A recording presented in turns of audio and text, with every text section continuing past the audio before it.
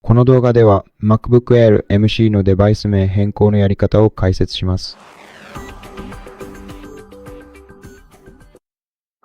まず画面左上の Apple メニューを開き、そこからシステム設定に進みます。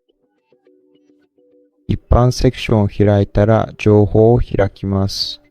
情報セクションの一番上にあなたの MacBook の名前が表示されています。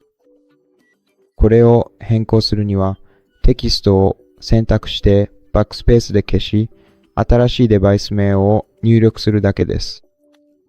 その後、エンターキーを押します。